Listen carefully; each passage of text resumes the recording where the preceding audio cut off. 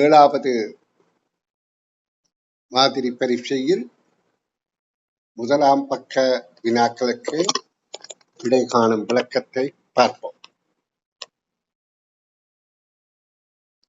இங்கே ஒரு பெரிய அடைப்பில 10 பூனைகளின் படங்கள் தரப்பட்டிருக்கு. அதை அடிப்படையாக கொண்டு கேள்வி கேட்கப்படுகின்றது. இவ்வுருவில் உள்ள ஒரே மாதிரியான பூனைகளின் சோடி எண்ணிக்கை யாது என்று கேட்கப்படுகின்றது. அப்ப நாங்க இங்க பார்க்க வேண்டும், இந்த பூனைகளின் வடிவங்கள்ல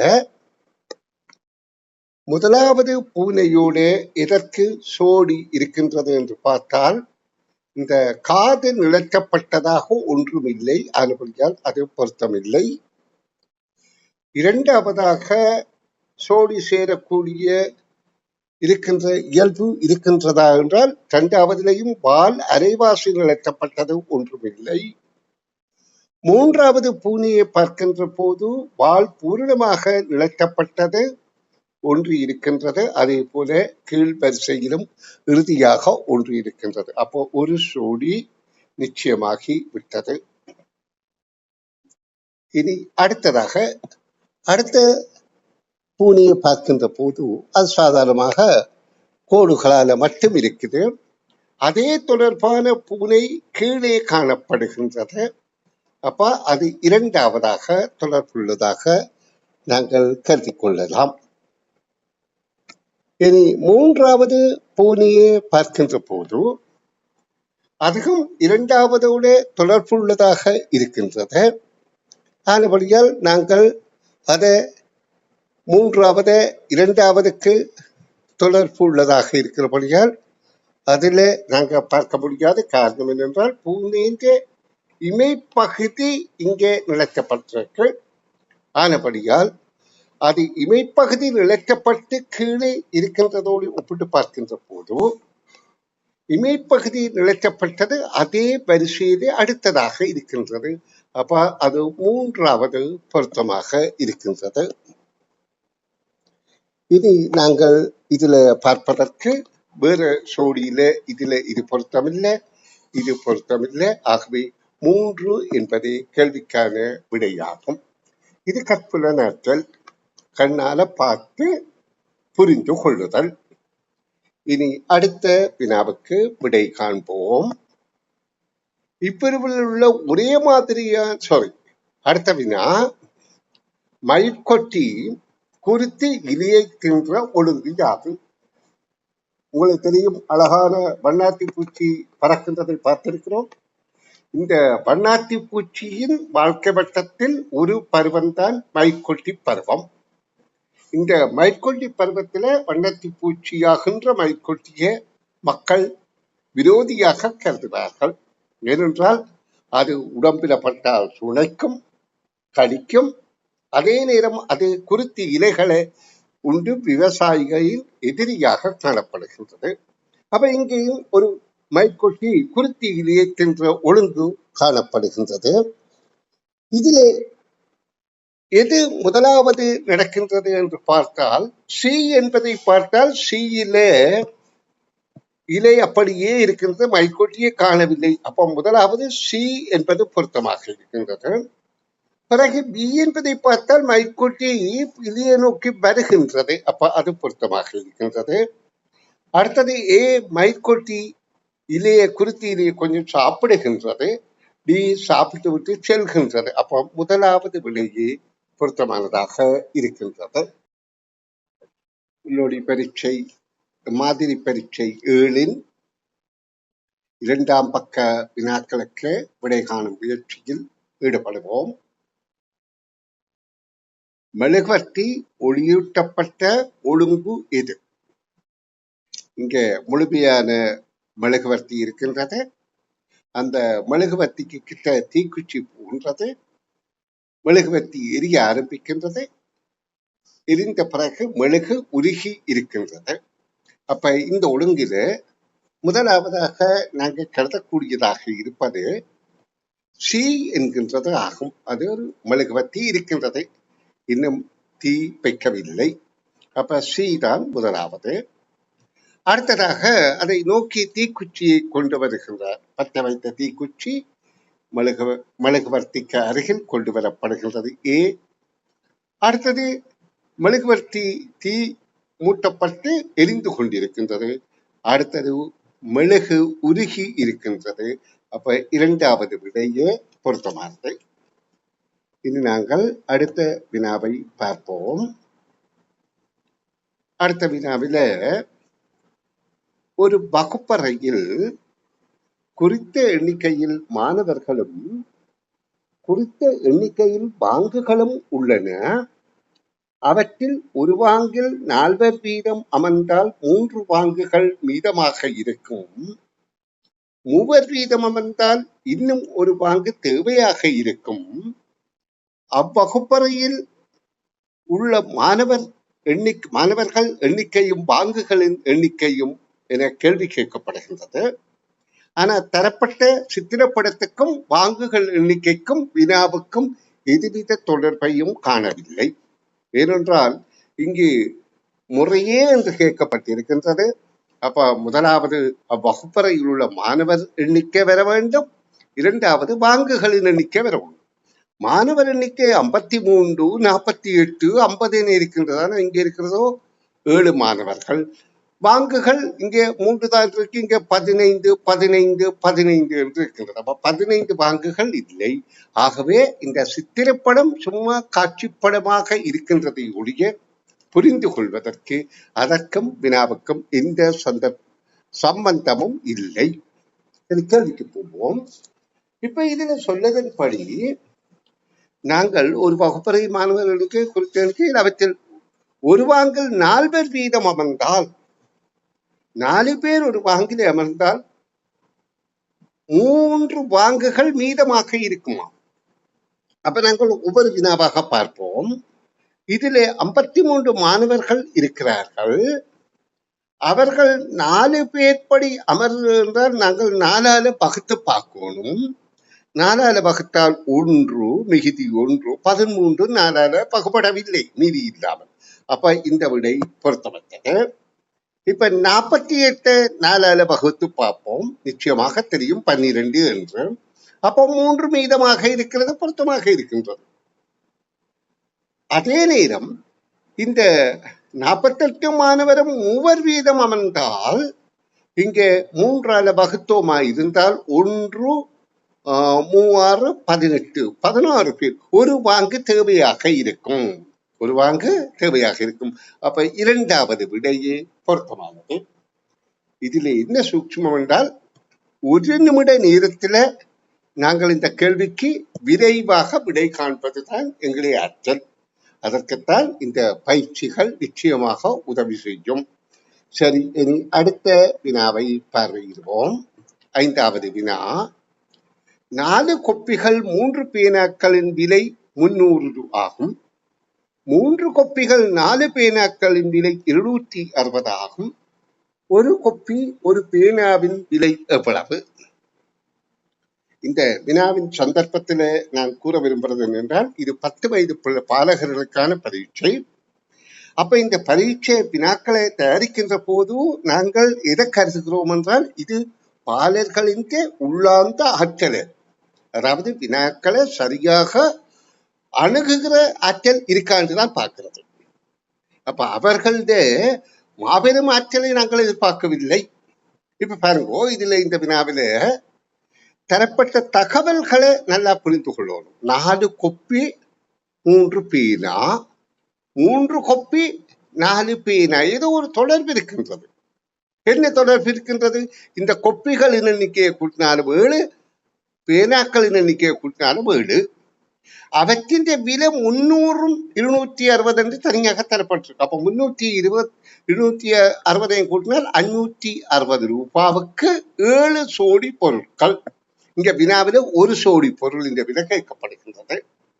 அப்ப 560 நாங்கள் 7ஆல வகுத்தால் எங்களுக்கு தெரியும் 7, 8, 56 பூஜ்ஜியம் வருகின்றது.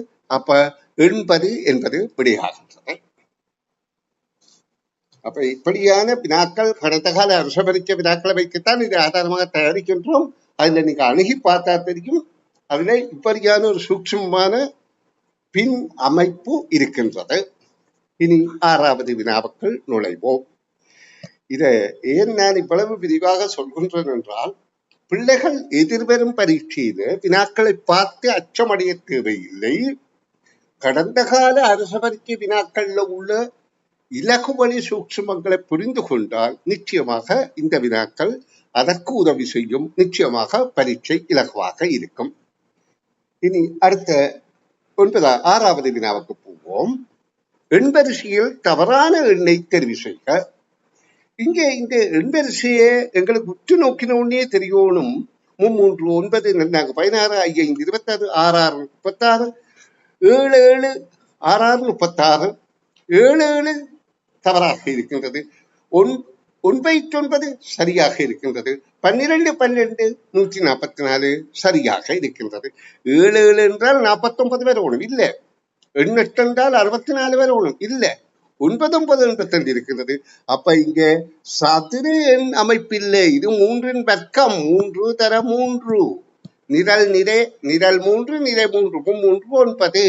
இது 4 வர்க்கம். 4 தர 4 5 தர 5 6 தர 6 7 தர 7 49 வரணும். இது 72 சதுர எண் அல்ல. ஆனபடியால் வித்தியாசமானது. இதுதான் தவறான எண். 7வது பரீட்சையின் 3ஆம் பக்க வினாக்களுக்கு விடை காணும் விளக்கங்கள் சொல்லித்தாரன் கேளுங்கோ. இவ்வுருவில் உள்ள சதுரங்களின் எண்ணிக்கை யாது? அப்ப சதுரங்களுடைய எண்ணிக்கை காண்றதுக்கு நாங்கள் ஒரு முறை விளங்கிக் கொள்ளணும். இது ஒரு சதுரம். இதில் இருப்பது ஒரு நிலைக்குத்து கோடும் ஒரு கிளை கோடுமாக இருந்தால் இதிலே இருப்பது 4 சதுரம். ஆனா ஒரு பெரிய சதுரம் இருக்குதானே, அப்ப 5 சதுரம். அப்ப இந்த கருத்து என்னென்றால், இது ஒரு நிலைக்குத்து ஒரு கிடை ஆக ஒரே ஒரு சதுரம் தான் இருக்கிறது. இதுல ஒரு நிலைக்குத்து ஒரு கிடையாக ஓரொன்று ஒன்றும், தண்டு நிலைக்குத்து அதாவது தண்டு நிரல் தண்டு நிலையாக 2 4 ஓரொன்று 1 2 4 மொத்தம் 5 சதுரங்கள் இருக்குது. அப்ப இதே போல 9 கட்டங்கள் உள்ள 3 நிரல் 3 நிலையாக இருந்தால் அதுல ஓரொன்று 1 2 4 3 9 இருக்கும். அப்ப இது உங்களை விளங்கணும். ஓரொன்று 1 2 4 3 9 என்றால் மொத்தம் 14 இருக்கும். தற்செயலாக இது இப்படி 16ஆக இருந்தால் இதோட நாங்க 16 பெருமன்றதை தெரிஞ்சா சரி. இப்ப இது 14 வந்தது. இதுல இன்னொரு நன்னாங்க 16 வந்துட்டே இருந்தால் 30 சதுரங்கள் வரும். 4 உள்ளது 5 என்றால் அதுக்கு பிறகு 25 கூட வரும். அப்ப 55 வரும். அப்ப இதை உங்களை விளங்கி கொண்டால் சரி. அப்ப இதுக்கான கேள்வி, இப்ப எங்கட கேள்வி என்ன, இது ஒரு சதுரமாக எடுத்தால் இது ஓரொன்று 1 2 4 5 இருக்குது. அப்புறம் ஒரு சாய் சதுரம் இருக்குது. அப்ப மொத்தம் 6 சதுரங்கள் இருக்கின்றது. சரி, இனி அடுத்த 8வது கேள்வியை பார்ப்போம். சில பெற்றோர் தங்கள் பிள்ளைகளை அழைத்துக் கொண்டு கூட்டாக கல்வி சுற்றுலா செல்ல தீர்மானித்தார்கள். புகழ்வண்டியின் அரை டிக்கெட் விலை அதன் முழு டிக்கெட் விலையின் அரைவாசியாகும். ஆயினும் அரை டிக்கெட் முன்பதிவு கட்டணமும் முழு டிக்கெட் முன்பதிவு கட்டணமும் சமமாகும். அவர்களில் மொத்தமாக 12 பேருக்கு ரூபாய் 9200 செலுத்தி டிக்கெட் முன்பதிவு செய்தார்கள். ஒருவருக்கான முன்பதிவு கட்டணம் ரூபாய் 100 ஆகும். பயணிக்க உள்ள பிள்ளைகள் பெற்றோர்கள் எண்ணிக்கைகள் முறையே இங்க முதலே சொல்லப்பட்டிருக்கு 12 பேர் என்று சொல்லப்பட்டிருக்கு. இப்ப கேள்வியில கேட்கப்படுது பயணிக்க உள்ள பிள்ளைகள் பெற்றோர்கள் எண்ணிக்கை முறையே. அப்ப முதலாவது பிள்ளைகள் எண்ணிக்கை சொல்லணும், 2வதாகத்தான் பெற்றோர் எண்ணிக்கையை சொல்ல வேண்டும். அப்ப இதுல 12 பேர் என்றபடியால் இது 2ஐயும் கூட்டினா 12, இது ஓகே. 2ஐயும் கூட்டினா 12, இது ஓகே விடை. ஆனா இது 2ஐயும் கூட்டினா 11 வருது.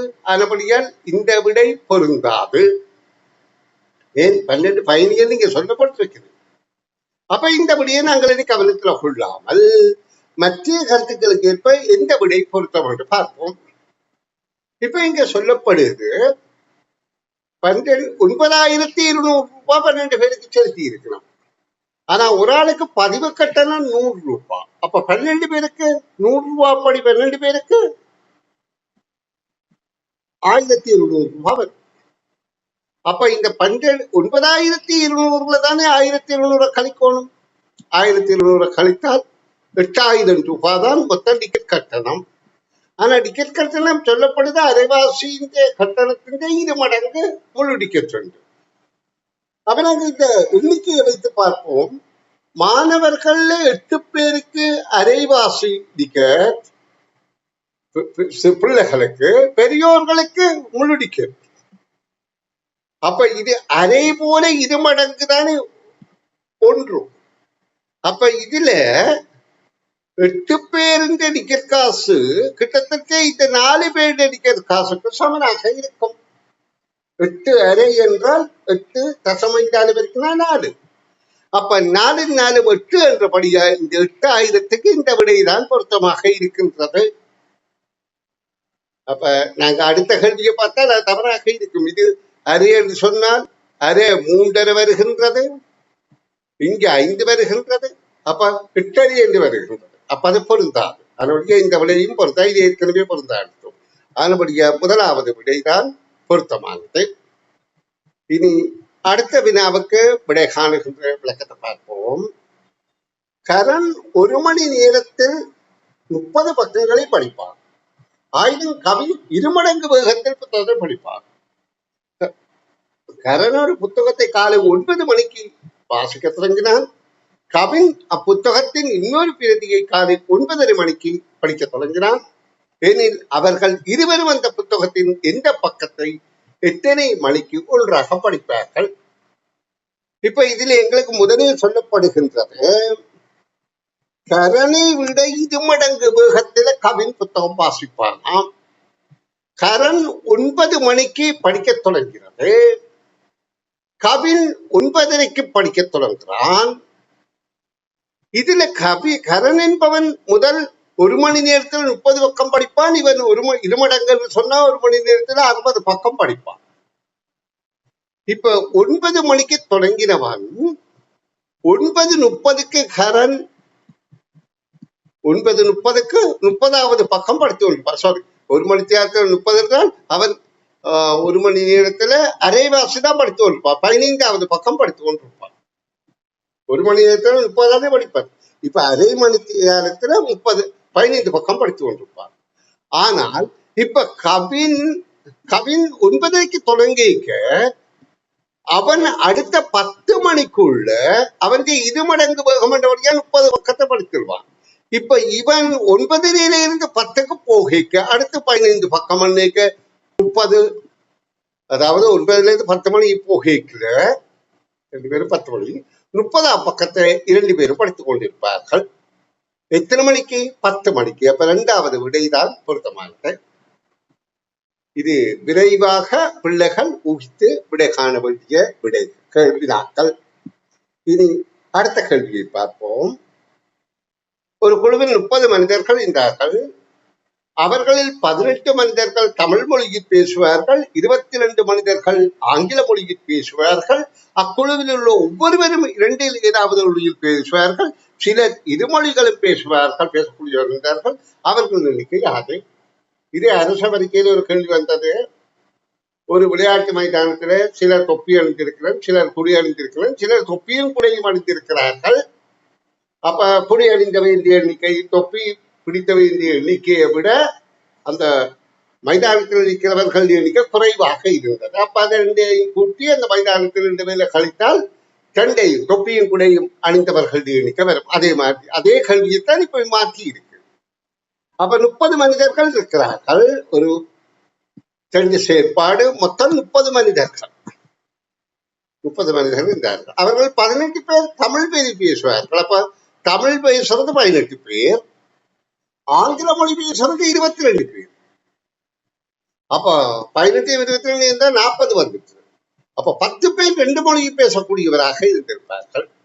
42ல சாரி 18ஐயும் 22ஐயும் கொடுத்தால் 40, 40ல 30 கழித்தால் 10 பேர் இது மொழியை பேசுவார்கள். அப்ப தமிழ் மொழி மட்டும் பேசுறவன் இங்க 18ல 10 போனா 8 தான். அதே மாதிரி ஆங்கில மொழி பேசுறவர்கள் இது 22ல 10 போனா 12 பேர் தான். இப்ப பாருங்க, இது சரியா 30 பேரா இருக்குது. அப்ப 2 மொழியை பேசுறவர்கள் எண்ணிக்கை 10 என்பதுதான் கல்விக்கான விடை. இது நாங்கள் அடுத்த வினாவை பார்வையிடுவோம். கொழும்பிலிருந்து யாழ் நோக்கி சென்ற விரைவு புகை வண்டி கொழும்பிலிருந்து முழுவதும் பயணிகள் உடத் தொடங்கியது. அனுராதபுரம் பேருந்து நிலையத்தில் பயணிகளில் 3ல் 1 பங்கினர் இறங்கினார்கள். அதேவேளை 180 பயணிகள் புகைவண்டியில் ஏறினார்கள். அடுத்து வவனியாவில் புகைவண்டியில் இருந்தவர் அரைவாசி பேர் பயணிகள் இறங்கினார்கள். புகைவண்டி புறப்பட்டது. அவ்வேளை புகைவண்டியில் 180 பயணிகள் இருந்தார்கள். எனவே கொழும்பில் இருந்து புகைவண்டியில் புறப்பட்டவர்கள் எண்ணிக்கை யாரு? இப்ப எங்களுக்கு கொழும்பிலிருந்து புறப்பட்டவர்கள் எண்ணிக்கையாக 3 விடைகள் தரப்பட்டிருக்கு, 3 தகவல் தந்திருக்கு. ஆனால் இறுதியாக இருந்த வேண்டிய எண்ணிக்கை 180 தந்திருக்கு. அப்ப நாங்க இதுல எந்த விடையை தெரிவு செய்கிறது என்பது மிக சிக்கலானதாகத்தான் தெரியும். ஏன், இறுதியில இருந்த ஆரம்பத்தை அடைய முடியாது, ஆரம்பத்தில இருந்து இறுதியை காண முடியாது. இப்ப நாங்கள் இதுல இருக்கிற இறுதி விடையை வைத்துக் கொண்டு ஆரம்ப பயணிகள் எண்ணிக்கையை காண்பதுதான் எங்களது இலகுவித பின்பற்றக்கூடிய மார்க்கமாக இருக்கின்றது. இப்ப கவனிங்கோ, 90 பயணியோடு இந்த புகைவண்டி புறப்பட்டிருந்தால் அனுராதபுரத்தில் 3ல் 1 பங்கினர் ரங்கினர் 30 ரங்கி இருப்பார்கள். அப்ப 60 பேர் ஆயிடும். 30 ரங்கினால் 60 பேர். 60ஓடு 180 பேர் திரும்ப ஏறி இருக்கிறார்கள் அனுராதபுரத்துல. அப்ப அதற்கு 240 ஆயிடுச்சு. இந்த 240ல அரைவாசி பேர் பவனியால ரங்கின பிறகு 120. இப்ப மிகுதி 120 இருக்குது. அங்க 180 என்று சொல்லப்படுது. அப்ப இந்த விடை பொருந்தாது. நாங்கள் என்னென்று கவனிக்கிறோம், முதல்ல இருந்து இறுதியை கவனிக்க போறோம். ஆனா இறுதி விடைய ஆதாரமா வைத்துத்தான் நாங்க விடைய எது பொருத்தமான என்று பார்க்க போறோம். இப்ப இதே 180ஆக இருந்தால் 3ல் 1 பங்கிட்டால் 60 போயிருக்கும். அப்ப 120. 120ஓட 180 பேர் பவனியால அந்த அனுராதபுரத்தில் ஏறி இருந்தால் 300 பேர். 300 பேர்ல அரைவாசி பேர் ரங்கினோடு 180. 180 இல்லையே, இங்க 180 இருக்குது. ஆனபடியால் இந்த விடையும் பொருந்தாது. அப்போ 3வது விடை பொருத்தம் என்றபடியால் 3வது விடை தகவல் இருந்து பார்ப்போம். 270 பேரோட புகைவண்டி புறப்படுது. 3ல் 1 பங்கு என்றால் 90 பேர். 927 90 பேர் எங்க அனுராதபுரத்தில் இறங்குகிறார்கள். இறங்கினவுடனே 180 பேர் ஆகுது. அவர்களோட இன்னொரு 180 பேர் ஏறுகிறார்கள். அப்ப 360 ஆயிடுச்சு. 360ல அரைவாசி பேர், அரைவாசி 2 அளவகத்தை 180 பேர் இறங்குகிறார்கள். அரைவாசி 180 பேர் இறங்கினா மிகுதி 180 பேர். ஆகவே இந்த விடைதான் பொருத்தமானது. அப்ப மிக விரைவாக விவேகமாக விடகான்ற பிள்ளைதான் இப்படியான வினாக்களுக்கு விடை இலகுவாக கண்டுகொள்ளும். அடுத்த கேள்விக்கு போவோம். ஒரு குடும்பத்தில் பல பிள்ளைகள் உள்ளனர். அக்குடும்பத்தில் உள்ள ஒவ்வொரு ஆண் பிள்ளைக்கும் உள்ள சகோதரர்கள் சகோதரிகளின் எண்ணிக்கை சமமாகும். ஒவ்வொரு ஆண் பிள்ளைக்கும் சகோதர சகோதரி சமன் என்றால் ஆண் பிள்ளை 1 அதிகமாக இருக்கும். அப்ப இங்க ஆண் பிள்ளை பெண் பிள்ளையை விட 1 அதிகமாக இருக்கிற விட இதுதான். மற்ற இது ஆணும் பெண்ணும் சமனாக இருக்கு. இது பெண் பிள்ளைதான் அதிகமாக இருக்கு. ஏனென்றால் ஒரு ஆண் பிள்ளைக்கு 3 சகோதரிமாரை இப்படி காட்டுறேன், 3 சகோதரன்மாரும் இருக்கலாம். 2 காட்டினா பொருந்தாதான் 3 காட்டுறேன். அப்ப இதுல 4 3 என்றது பொருத்துது. 4 ஆண்கள் 3 பெண்கள் என்பதுதான் பொருத்துகின்றது. இப்போ ஒவ்வொரு சகோதரருக்கும் ஆணும் பெண்ணும் சமனாக இருக்கு. சகோதர சகோதரி சமன். ஒவ்வொரு பெண்களுக்கும் ஆண்கள் பெண் தன்னுடைய சகோதரிகளின் இருமடங்காக இருக்கிறார்கள். அப்ப கேள்விக்கான விடை முதலாவது விடையே பொருத்தமா. 13வது கேள்வி. ஒரு அணில் 20 மீட்டர் உயரமுள்ள ஒரு சரக்கு மரத்தில் ஒரு நிமிடத்தில் 6 மீட்டர் ஏறும், ஆயினும் அடுத்த ஒரு நிமிடத்தில் 4 மீட்டர் பழுக்கி கீழே வரும். இவ்வாறாக 20 மீட்டர்கள் உயரமுள்ள மரத்தின் உச்சியை சென்றடைய செலவாகும் நேரம் எவ்வளவு என்பது கேள்வி. இப்ப கவனிங்கோ, இதுல சொல்லப்படுது 20 மீட்டர் உயரமான ஒரு சரக்கு மரம். இதுல ஒரு அணில் ஒரு நிமிடத்துல 6 மீட்டர் ஏறுமா. ஒரு நிமிடத்துல 6 மீட்டர் ஏறும். அதே நேரம் அடுத்த ஒரு நிமிடத்துல அது 4 மீட்டர் இறங்கிவிடும். அடுத்த ஒரு நிமிடத்துல 4 மீட்டர் இறங்கிவிடும். அப்ப 2 நிமிடத்துல அது ஏறுறது 2 மீட்டர் தான். இப்ப இது 20 மீட்டர் உயரத்தை அணில் எத்தனை நிமிடங்கள்ல சென்றடையும் என்பது கேள்வி. கேள்வி விளங்கினால்தான் விட கண்டுபிடிக்கிற இலக வழி விளங்கும். இப்ப உங்களுக்கு தெரியும், இதுல இறுதியாக ஏறுகிற 6 மீட்டரும் திரும்பி வர வேண்டியதில்லை. அது அணில் போய் பிடித்து விட்டது. இங்க திரும்ப வழக்கி வராது. நாங்க பிடித்தால் வழக்கி கொண்டு வர வேண்டிய அவசியம் இல்லை. அப்ப இறுதி ஒரு நிமிடம் அது 6 மீட்டர் ஏறி அடைந்திருக்கும் 20 மீட்டர்ல. அப்ப 20ல அந்த 20 மீட்டர்ல இறுதியாக 6ஐயும் கழித்தால் 14 மீட்டருக்கு தான் அது ஒவ்வொரு, அதாவது ஒரு நிமிடம் ஏறுறதுக்கு ஒரு நிமிடம் சறுக்கி கொண்டு வருது. அப்ப 2 நிமிடத்துல 2 மீட்டர் தான் ஏறுது. அப்ப இந்த 14 மீட்டரையும் அது 14 நிமிடத்துல ஏறி இருக்கும். ஏன் ஒன்றுண்டாக ஒவ்வொரு நிமிடம் தானே இருக்கும், ஒரு மீட்டர் ஏறுது. அப்ப 14 நிமிடம் இங்க வந்து அடைந்த பிறகு அடுத்த 15ஆம் நிமிடம் அது இங்க வந்திருக்கும். அப்ப கேள்விக்கான விடை 15 நிமிடங்கள். இனி அடுத்த கேள்வியை பார்ப்போம். ஒருவர் தனது சம்பளத்தில் 8 பங்கை, 4 பங்கை உணவிற்கும் மிகுதியில் அரை பங்கை வீட்டு வாடகைக்கு செலவு செய்த பின் மீதமாக 12,000 இருந்தது. எனவே அவரின் சம்பள தொகை அது. இப்ப அவர்கிட்ட மிகுதியில் அரை பங்கை என்று சொன்னால் அரை பங்கும் 12,000 தான். 12,000 மீதம் இருந்ததும் 12,000 தானே, அரைவாசி தானே. மிகுதியாக இருந்த அரைவாசி தான் 12,000. அப்ப வீட்டு வாடகையும் 12,000. அப்ப 24,000. 24,000 அவற்ற முக்கால் பகுதி என்றால் கால் பகுதி எவ்வளவு? இதை நாங்கள் 4ஆல வகுத்தால், சாரி 3ஆல வகுத்தா தானே கால் பங்கு வருது. இது முக்கால் பங்கு தான். அப்ப 8,000.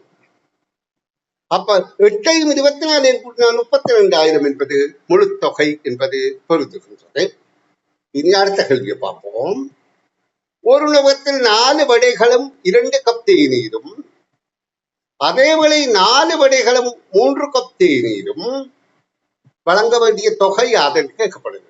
அதாவது 4 வடைகளுக்கும் 2 கப் தேநீருக்கும் 160 கொடுத்தால் 6 வடைகளுக்கும் 3 கப் தேநீருக்கும் வழங்க வேண்டிய தொகை யாதற்கு கேட்கப்படுது. இந்த மாதிரியான வினாக்கள்ல நாங்கள் இந்த எண்ணிக்கைகளை ஒப்பிட்டு பார்க்கணும். இது 4 வடை, இது 6 வடை, இது 2 கப் தேநீர், இது 3 கப் தேநீர்.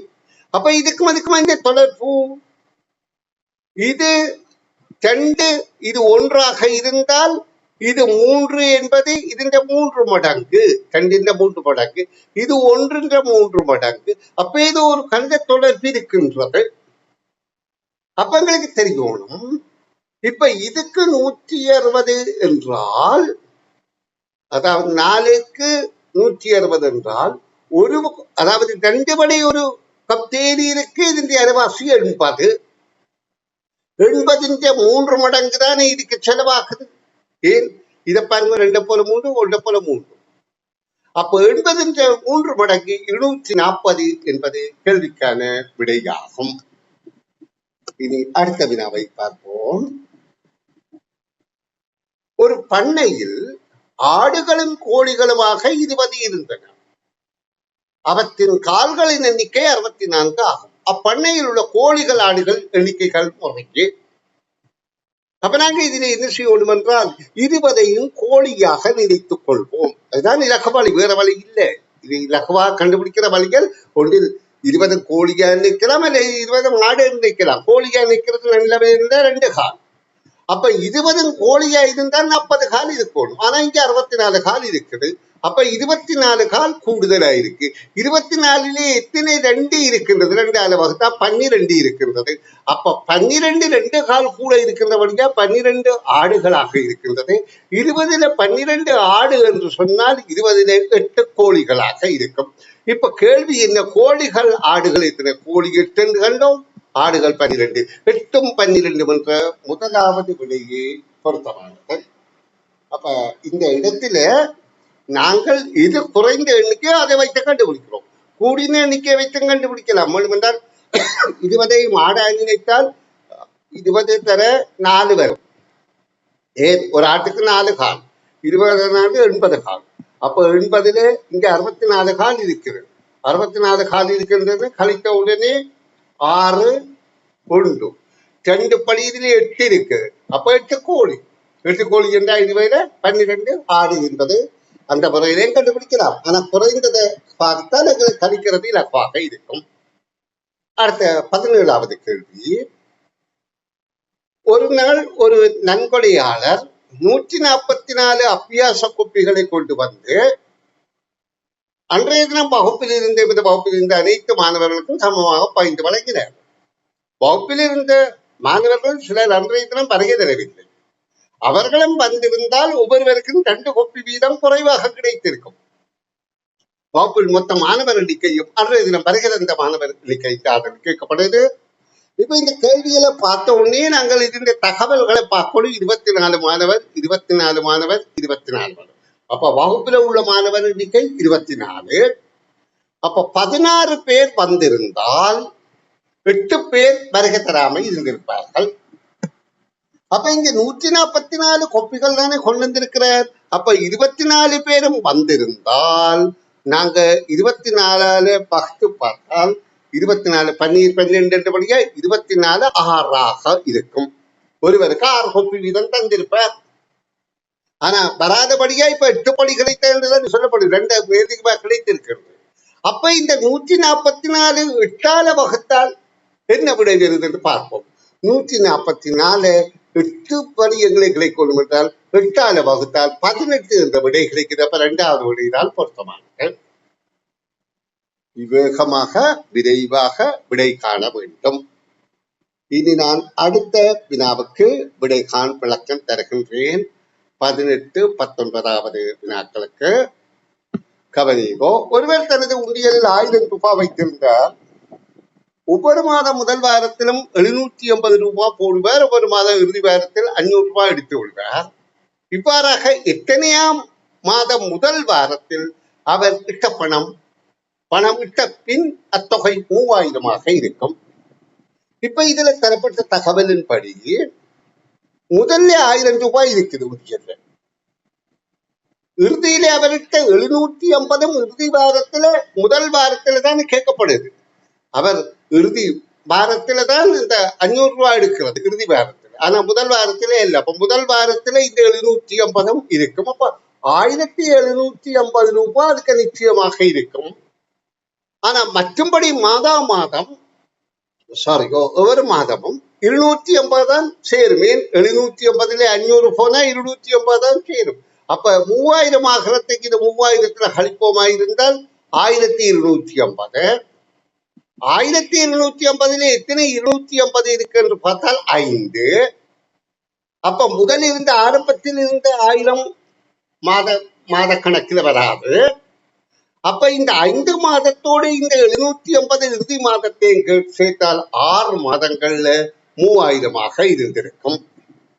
6வது மாதம் முதல் வாரத்துல. இனி இதே மாதிரியான கேள்விகள் ஒரே கேள்விதான் வித்தியாசமான பாணியில கேட்கப்படுது. இதுவும் அதே போல கேள்விதான் அடுத்தது 19வது கேள்வி. 30 cm உயரமுள்ள ஒரு செடி ஒரு நாளில் 1 cm வீதம் மேல் நோக்கி வளர்கின்றது. 12 நாட்களுக்கு ஒரு தடவை விவசாயி 6 cm வீதம் வெட்டி விடுகின்றார். எத்தனை நாட்களில் அது 1 மீட்டர் உயரமாக இருக்கும்.